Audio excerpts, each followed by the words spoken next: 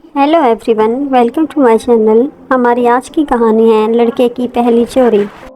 Doctor Ali से मेरे ताल्लुकात बहुत पुराने थे। मैं अक्सर आलमी मौज़ूआत पर गुफ्तगू के लिए इनके घर जाया करता था। एक दिन वहाँ एक नए लड़के ने मेरे लिए दरवाज़ा खोला। मैंने डॉक्टर अली से इसके बारे में पूछा तो वो ना जाने क्यों टाल गए। डॉक्टर अली अपनी क्लिनिक में गरीब मरीज़ों का मुफ्त इलाज करते थे और इंतहाई मुस्तहिक मरीज़ों को बाज़ार से दवाई भी ला कर देते थे। मैं अक्सर गरीब मरीज़ों को इनके क्लिनिक पे ले जाया करता था। कुछ अरसे बाद मैं इसी लड़के को डॉक्टर अली के क्लिनिक पर देखा तो वो मरीज़ का अंदराज रजिस्टर में कर रहा था। अब वो काफ़ी अच्छे अंदाज में काम कर रहा था और खुश नज़र आ रहा था। इस दिन क्लिनिक में मरीज़ ना होने के बराबर थे और डॉक्टर अली भी फारिग बैठे थे। मैंने अपने तजस्सुस से मजबूर होकर इनसे इस लड़के के बारे में पूछा। मैं पूछ ही लिया इस बारे में। उन्होंने टालने की बजाय मुझे इसके बारे में बताना शुरू किया। जमील मियाँ मेरा बचपन और जवानी गुर्बत में गुजरे हैं। कोई चीज़ ख़रीदनी होती तो इसके लिए क्या क्या जतन करने पड़ते थे और चीज़ ना मिलने पर सब्र का किस कदर मुजाहरा किया जाता था, ये कोई बेबस मजबूरों से पूछे। गुर्बत के दौर में मेरे जिन जिन लोगों ने मदद की, मैं इनके लिए दुआ ही कर सकता हूँ और बदले में आज मैं किसी काबिल हूँ तो मैं अपने जैसे गरीब मुस्तहिक लोगों की मदद करके इस काम को जारी रखना चाहता हूँ। मैं अपनी मोटरसाइकिल पर रोज़ाना क्लिनिक आता हूँ।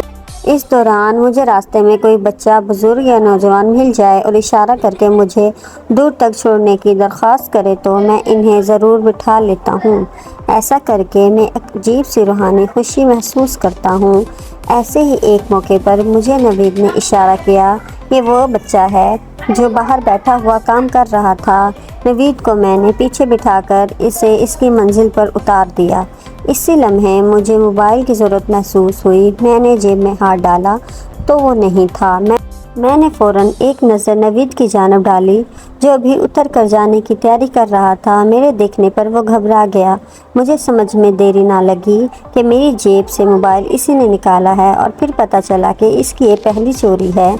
ऐसे मौके पर मुझे क्या करना चाहिए था, ये कहकर डॉक्टर अली ने मेरी जानिब देखा और अपने जवाब का इंतज़ार करने लगे। मैं इंतहाई गौर से ये सुन रहा था। एकदम सवाल सुनकर थोड़ा सा चौंका, फिर कहा, मेरे ख्याल में तो आपको फ़ौरन इसे मार कर अधमुआ कर देना चाहिए था या फिर पकड़कर पुलिस के हवाले कर देते। ये जानकर भी ये इसकी पहली चोरी है। एक बार फिर उन्होंने मुझसे सवाल किया। जी हाँ, इस हरकत की उसे यही सज़ा मिलनी चाहिए। मैंने पूरे यकीन से कहा, यही वो बुनियादी फ़र्क है जिसे हम नहीं समझ पा रहे। डॉक्टर अली ने एक लम्हे रुक कर पहले कहना शुरू किया, अगर मैं इसे मार पीट कर पुलिस के हवाले कर देता तो वो दूसरे मुजरिमों के साथ रहकर और सज़ा पाकर ख़ुद को आदि मुजरिम बनाकर निकलता। तो फिर आपने क्या किया? मैंने फ़ौरन ही सवाल कर दिया। मैंने वही किया जो बेहतर समझा और इसका नतीजा तुम आज देख रहे हो। डॉक्टर साजिद ने कहा, क्या मतलब? मैंने हैरत से पूछा। मैंने इससे सिर्फ इतना कहा कि मैंने तुम्हारे साथ भलाई की और तुमने इसका ये सिला दिया। ये सुनकर इसके चेहरे पर आंसू की एक लड़ी बहने लगी और फिर इसने रोते हुए मुझे बताया कि एक ज़ाती मजबूरी ने आज पहली बार उसे इस जुर्म पर उकसाया है। ये कहकर उसने मुझे तफसील से अपने हालात से आगाह किया। मैंने एक बार फिर उसे अपनी मोटरसाइकिल पर बिठाया और उसे ज़रूरत की कुछ चीज़ें ख़रीद कर दे दी। साथ ही ये कहा कि मैं तुम्हारी मुलाजमत का बंदोबस्त कर देता हूँ, अगर तुम चाहो तो कल ही मुझसे मिल सकते हो। वो आने का वादा करके चला गया। शाम तक मैं इस वाक़े को भूल चुका था। दूसरे दिन नवीद घर आया तो मुझे फिर वो वाक़या याद आ गया। मैंने इसे घर में मुलाजिम रख लिया। मेरे घर पर नवीद ने इंतहाई मेहनत से काम किया। अब मेरे क्लिनिक के तमाम मामला संभालते हुए नवीद अब तालीम भी हासिल कर रहा है। मुझे उम्मीद है कि ये एक अच्छा इंसान बनकर मुल्क की तामीर तरक्की में अपना भरपूर किरदार अदा करेगा। तुम ही बताओ, क्या मैंने गलत किया? इस बार मेरे लिए बहस की कोई गुंजाइश नहीं थी। मैंने डॉक्टर अली से कहा, आपने बहुत अच्छा किया, वरना हमारा माशरा एक शरीफ नौजवान को भी मुजरिम बना देता।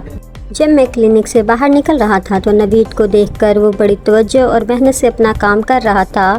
اس وقت مجھے اس پر رشک آیا کہ کس طرح ڈاکٹر علی نے اپنی اچھی سوچ سے اسے بھٹکنے سے بچا لیا اور معاشرے میں ایک اچھے انسان کا اضافہ ہو گیا۔ Thanks for watching my videos.